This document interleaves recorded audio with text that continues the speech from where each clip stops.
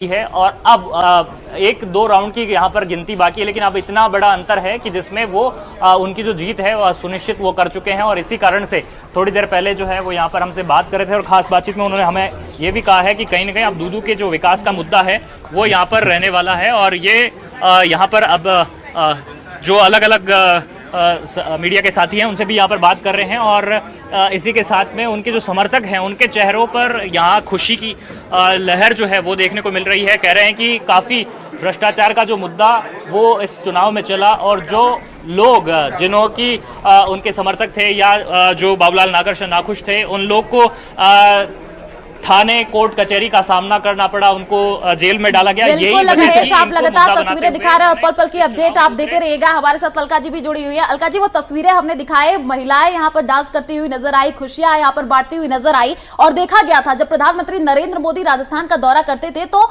अगवानी भी महिला ही करती हुई नजर आती थी। वो खुशी यहाँ पर देखने को मिल रही है अब जैसे जैसे बीजेपी को बढ़त मिलती हुई दिख रही है।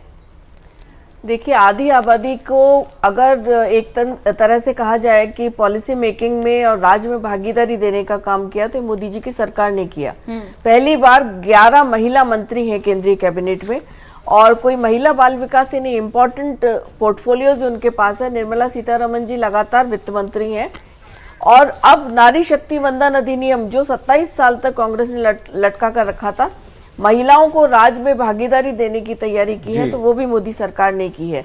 और यही और राजस्थान में जिस तरह से एक महिला नेता के चेहरे पर ही 2013 की बात करें तो उस टाइम पे बीजेपी सत्ता में वापस आई थी और बड़े मार्जिन के साथ वापस आई थी, तो उनके कार्यकाल में ऐसे आप कोई काम नहीं गिना पा रही हैं क्या जो यहाँ पर बता सके? बार बार केंद्र सरकार की योजनाओं का कार्यकाल में भी बहुत अच्छे काम हुए। भामाशाह योजना उसमें से बहुत बड़ी योजना थी, अन्नपूर्णा योजना बहुत बड़ी योजना थी, ERCP जो लेकर आई थी वो वसुंधरा जी की सरकार लेकर आई थी, लेकिन इन सारी योजनाओं को बट्टे में डालने का काम कांग्रेस की सरकार ने किया।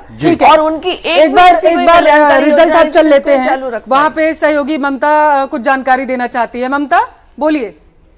पल्लवी, देखिए रुझान और नतीजे धीरे धीरे निकलकर सामने आ रहे हैं। रुझानों में कई हाई प्रोफाइल चेहरे ऐसे हैं जो यहाँ पर बढ़त बनाते हुए नजर आ रहे हैं। सहयोगी हमारे साथ यहाँ पर है, मैं उनसे पूछ लेती हूँ कि किस तरीके का रिजल्ट इस वक्त नजर आ रहा है। आपसे जानना चाहूंगी कि किस तरीके का VIP सीटों का रिजल्ट जो है वो जरा बताइएगा कि कौन आगे बढ़त बनाता हुआ नजर आ रहा है। एक मिनट मैम, ये झालापाटन से ये वसुंधरा राजे लगातार बढ़त बनाए हुए हैं और ये अजमेर से भागीरथ चौधरी जो बीजेपी के कैंडिडेट हैं वो भी लगातार बढ़त बनाए हुए हैं। देखिए, दो बड़े नाम बताए, एक वसुंधरा राजे जो पूर्व CM है वो लगातार आगे बढ़त बनाती हुई नजर आ रही है, ये बड़ा नाम है। और कुछ लोग हमारे साथ हैं, किस तरीके का रिजल्ट नजर आ रहा है? रिजल्ट में अगर बात करें काउंटिंग की तो काउंटिंग अलवर में जो है वो सबसे ज़्यादा हुई है। अभी तक 10 काउंटिंग हुए हैं राउंड जो हुई है, वहाँ पे संजय शर्मा लीड बनाए हुए हैं। वहीं अलवर रूरल में है टीकाराम जूली लीड बनाए हुए हैं। इसके अलावा अगर बात करें निर्दलीय उम्मीदवार की तो निर्दलीय उम्मीदवार में गणेश राज बंसल जो है वो 15,458 वोटों से आगे लीड बनाए हुए हैं। इसके अलावा सागवाड़ा से है शंकर लाल देचा 4,985 वोटों से लीड बनाए हुए हैं, जहां पर 12 राउंड की काउंटिंग हो गई। वहीं भरतपुर से सुभाष गर्ग 2,000 वोटों से आगे हैं और 12 राउंड की काउंटिंग के साथ में। तो अभी देखना होगा कि क्या होता है, लेकिन अभी काउंटिंग जो है वो जारी है। देखिए, काउंटिंग अभी जारी है और नतीजे लगातार निकलकर सामने आएंगे और रिजल्ट हब से लगातार आपको अपडेट दे रही है। कुछ और चेहरे, किस तरीके के रिजल्ट?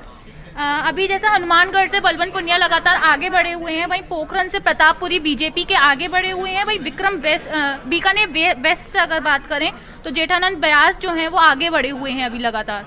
देखिए, CPIM ये भी अदर्स की अगर मैं पार्टियों की बात करूं तो वो भी यहाँ पर बढ़त बनाती हुई नजर आ रही है। ये बड़ी बात है, दो बड़ी पार्टियों के साथ भारतीय जनता पार्टी और कांग्रेस के बीच में तो टक्कर आई, लेकिन जो अन्य दल हैं वो भी यहाँ पर बहुत अच्छी बढ़त बनाते हुए नजर आ रहे हैं। कुछ और रिजल्ट मैं अपने सहयोगी से जान लेती हूँ, किस तरीके का रिजल्ट, कोई अपडेट?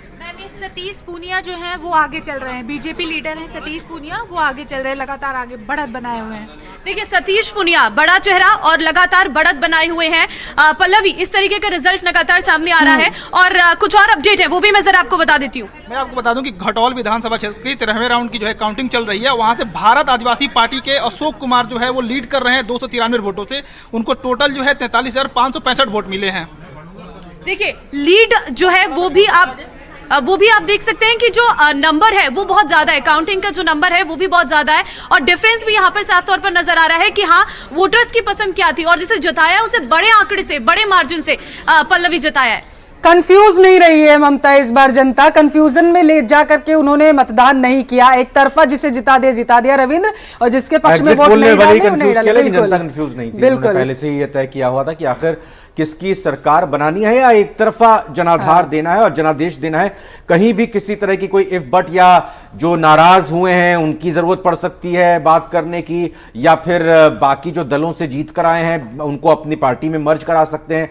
किसी इसी तरह की बाड़ेबंदी की जो बात लगातार देखने को मिली थी, इस तरह की फिलहाल तो अभी इन रुझानों के जरिए स्थिति देखने को नहीं मिली। लेकिन चूंकि महिलाओं की बात हुई, महिलाओं की बात को लेकर अलका गुर्जर, मैं आपसे यह समझना चाहूंगा कि अगर आप महिलाओं के हितों की बात करती हैं तो फिर प्रत्याशियों की अगर बात आती है तो 28 प्रत्याशी कांग्रेस की तरफ से इस चुनाव में खड़े किए गए और आपकी पार्टी ने सिर्फ 20 ही प्रत्याशी खड़े किए। 33% आरक्षण हालांकि संसद में पास हो गया, लागू बाद में होगा, बात आप उसकी करते हैं। देखिए, ये स्ट्रेटेजिकली देखकर किया गया था, लेकिन हमें ये देखना चाहिए कि 50% आरक्षण जो लोकल बॉडीज में है उसमें भी हमारी पार्टी की महिलाएं ज़्यादा हैं, और अब 2028 से जो लागू होगा 33% हमारा, हमने संगठन में भी सबसे पहले 33% महिलाओं को इंगेज कर रखा है, और अब जब ये नारी शक्ति वंदन लागू हो जाएगा तो 33% से ज़्यादा टिकट्स हमारी पार्टी ही देगी। बीजेपी मुख्यालय से कुछ हलचल हो रही है, हमारे सहयोगी वहां पर मौजूद हैं, जरा तस्वीरें दिखाने की कोशिश करें। उससे पहले राकेश जी से एक प्रतिक्रिया और सवाल ले लेते हैं। काफी वक्त बाद राकेश जी ऐसा लग रहा है कि ठीक है, सौरभ हमारे साथ जुड़ गए हैं। राकेश जी, सवाल आपसे लूंगा। सौरभ, नेताओं के आने का सिलसिला और बढ़ गया होगा, भीड़ और ज्यादा बढ़ रही होगी जैसे जैसे अब बीजेपी बढ़त बना रही है और अब नतीजे भी रुझानों में तब्दील हो रहे हैं।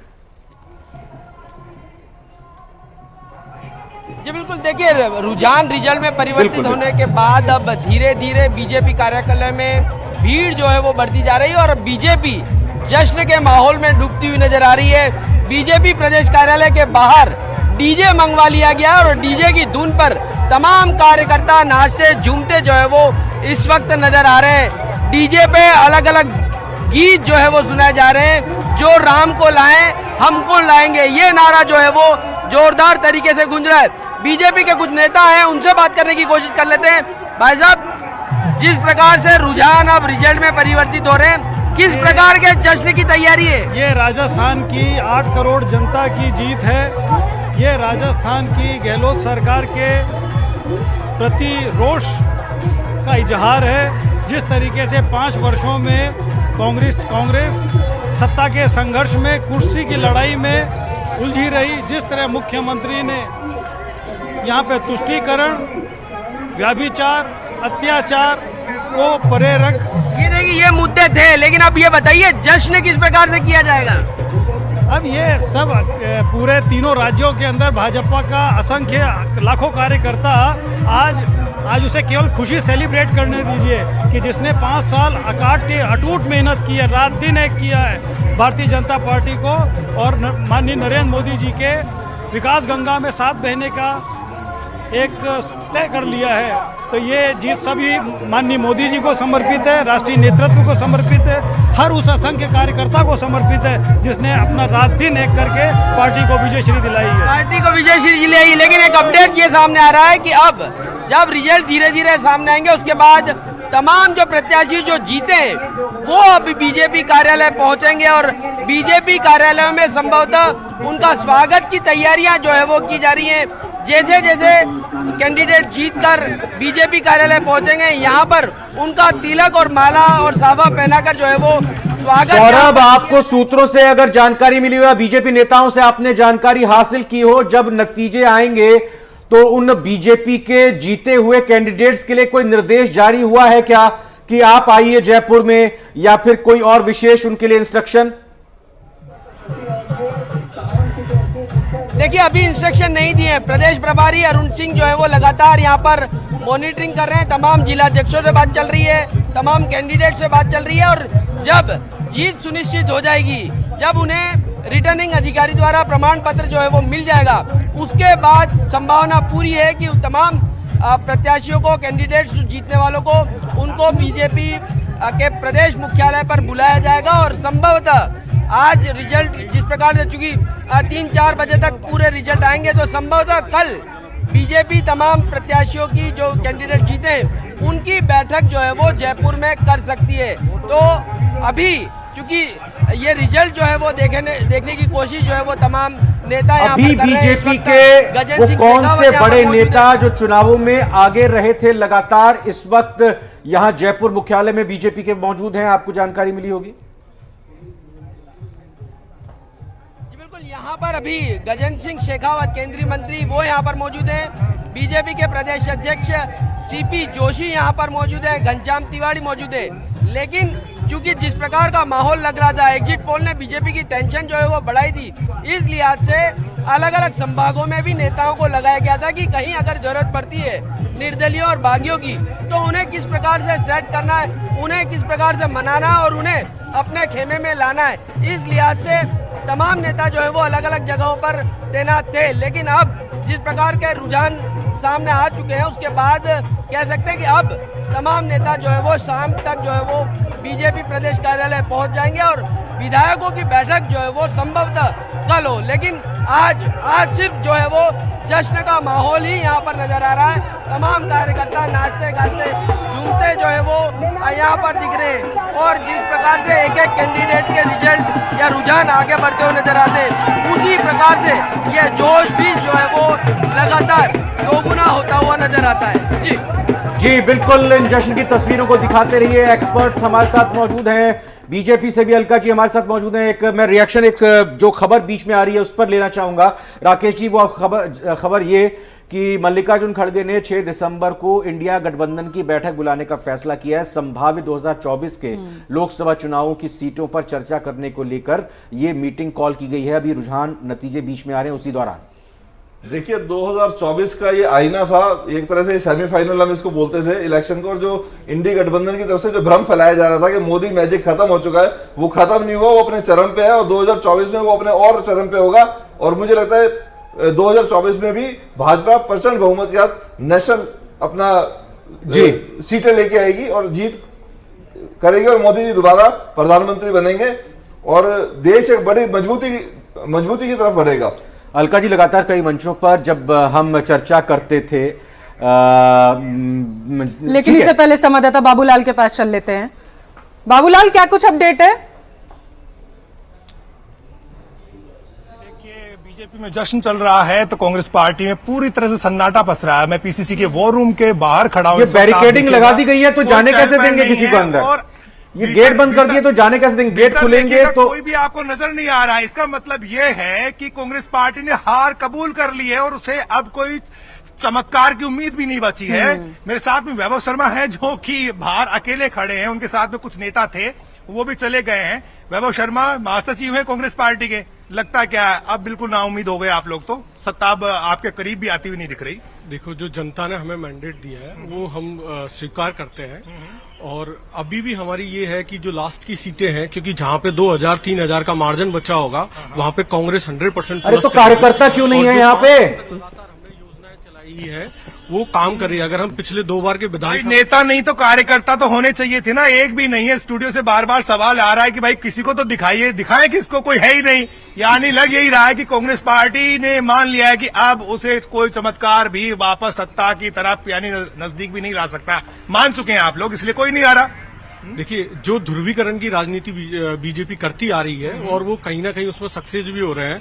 मोदी जी ने जिस तरीके के भाषणबाजी करी, भाजपा के किसी भी नेता को देख लो, उन्होंने। बाबूलाल, आपके पास आएंगे, लेकिन इस वक्त की जो बड़ी खबर है दर्शकों तक वो पहुंचाना बेहद जरूरी हो रहा है, क्योंकि झुंझुनू में बताया जा रहा है कि ईवीएम जो है वो खराब हो चुके हैं। इस वक्त की सबसे बड़ी खबर आप तक पहुंचा रहे हैं, ईवीएम जो है वो खराब हो चुके हैं। झुंझुनू से इस वक्त की बड़ी खबर सामने निकल कर आ पा रही है, काउंटिंग को लेकर दिक्कतें अब जो है आ सकती है वहां पर, हालांकि उसे दुरुस्त करने की कोशिश की जा रही है। बाबूलाल, मैं एक बार फिर से चाहूंगा कि एक बार कांग्रेस कार्यालय की तस्वीर दिखाएं, फुल फ्रेम में काटने की कोशिश करेंगे, दिखाने की कोशिश करेंगे, और वो पिंक थीम जो है, और साथ ही साथ देखिए पहले झुंझुनू की इस बड़ी खबर को मैं टीज करता हूं, बताता हूं। विधानसभा क्षेत्र की ईवीएम में तकनीकी खराबी आई है, यानी काउंटिंग जब की जाती है बूथ नंबर 172 की ईवीएम में तकनीकी खराबी आई है। मतलब यह कि मतगणना केंद्र एक होता है, यहां पर ईवीएम जो 172 बूथ क्रमांक की है वो खराब हो चुकी है। 3 बार खबर बता चुके हैं। अब मुझे लगता है कि झुंझुनू से अगली खबर का ये रुख करते हुए बाबूलाल के पास अच्छे विजुअल्स और अच्छी तस्वीरें मौजूद हैं। बाबूलाल, आपसे अच्छी तस्वीरें इसलिए क्योंकि एक तरफ जश्न मना रहा है बीजेपी का कार्यकर्ता, दूसरी तरफ खामोशी और सन्नाटा पसरा हुआ है कांग्रेस में। मैं चाहूंगा कैमरा पर्सन साथी से कहिए कि गेट तो बंद कर रखा है, अंदर से जाने नहीं दिया जाएगा, लेकिन जरा ऊपर से ही दिखाएं वो जो गारंटियों की थीम है और जो तंबू तमाम तरीके से लगे हुए थे जश्न मनाने के लिए, अब वो ख्वाब अधूरा ही रह गया। प्लीज बाबूलाल। जी देखिए, हम आम दिनों में यहाँ आते थे तो काफी गहमा गहमी रहती थी। देखिए, गारंटियों से के पोस्टर्स, बड़े बड़े होर्डिंग्स आपको नजर आएंगे। पीसीसी ने वो वॉर रूम भी बनाया था एक तरह से अलग से, और यहाँ स्ट्रेटेजी बनती थी, प्लानिंग होती थी, रोजाना बड़े बड़े नेता आते थे। आज भी नेता तो आए, लेकिन सिर्फ प्रमोद तिवारी आए जो कि राज्यसभा के सांसद हैं राजस्थान से। कुछ देर उन्होंने इंतजार किया और अभी निकल गए बिना मीडिया से बात किए हुए। शायद मुख्यमंत्री अशोक गहलोत के पास में वो जा रहे होंगे। आप ये